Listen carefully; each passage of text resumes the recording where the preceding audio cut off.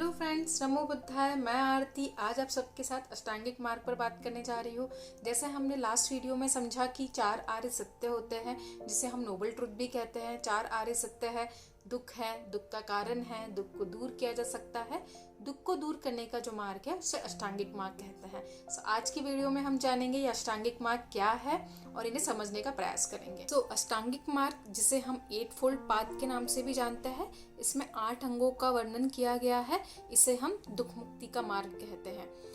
सबसे पहला जो अंग है उसे, जैसा आपको स्क्रीन पे दिख रहा है, सबसे पहला जो आर्य सत्य है वह है सम्मा दिट्ठी, जिसे हम हिंदी में सम्यक दृष्टि कहते हैं, जिसे हम राइट विजन या राइट इनसाइट भी कहते हैं। सम्यक दृष्टि जो है ये सबसे मुख्य अंग कहा जाता है अष्टांगिक मार्ग का, क्योंकि जब तक हम सम्यक दृष्टि को फॉलो नहीं करेंगे तब तक बाकी जो अंग है हम उन्हें फॉलो नहीं कर सकते। फ्रेंड्स, भगवान कहते हैं 4 आर्य सत्यों को फॉलो करना, उनका अनुसरण करना इतना आसान नहीं है। यह एक साइंस बेस्ड ट्रुथ है, इसको नोबल ट्रुथ कहा जाता है। यह एक ज्ञान का विषय है, बट दुख जो है वो एक अनुभूति है, वह एक महसूस करने का विषय है, वह एक अनुभूति का विषय है, वो एक बोध का विषय है। भगवान कहते हैं सिर्फ दुख की जानकारी होने से कि ये 4 आर्य सत्य है, इसको रटने से या इसको जपने से आपका दुख दूर नहीं होने वाला है, तो इसलिए हमें उसे हमारे व्यवहार में भी लाना है।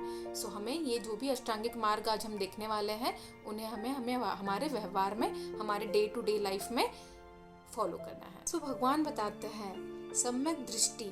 सम्यक दृष्टि मतलब जो घटना, जो चीज जैसे हो रही है उसे वैसे ही देखना, उसे वैसे ही समझना, उसकी गहराइयों को जानना।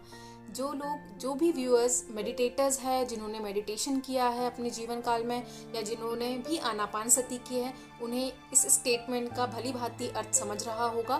क्योंकि जब भी हम लोग मेडिटेशन में जाते हैं 10 दिन के लिए, वहाँ पे गोयंका गुरुजी हमें यही बताते हैं कि हमें हमारे सांस को निरंतर देखना है, हमें हमारे सांस को किसी भी तरीके से चेंज नहीं करना है, उसे मैनिपुलेट नहीं करना है। जिस तरीके से सांस आ रही है उसे वैसे ही देखना और उसे हमें वैसे ही जानना है, यथाभूत समझना है। जो जैसा हो रहा है उसे वैसे ही जानना है। कोई भी घटना होती है तो सबसे पहले हमारे ज्ञान इंद्रिय जो है, ज्ञान इंद्रिय कौन से हैं? हमारी आईज है, ईयर्स है, नोज है, स्किन है, यह हमारे ज्ञान इंद्रिय है। ये वो चीज़ को सेंस करके एक सिग्नल ब्रेन को देते हैं। सपोज अगर मैं कोई गर्म चीज़ को हाथ लगा रही हूँ, मेरे स्किन को जैसे ही मैंने वो चीज़ को टच किया, मेरे ब्रेन को सिग्नल जाता है कि यह चीज़ गर्म है। यह हम अपने प्रज्ञा से डिसाइड करते हैं। यह चीज़ों का विश्लेषण हम हमारी प्रज्ञा से करते हैं और उसे समझने का प्रयास करते हैं कि चीज़ गर्म है, ठंडी है, सुगंध अच्छी है, बुरी है, जो चीज़ हमें दिख रही है वो सुंदर है, उसका रंग क्या है, यह सब हमारे इंद्रियों से हमें पता चलता है और इसी ज्ञान को हम सत्य मान लेते हैं।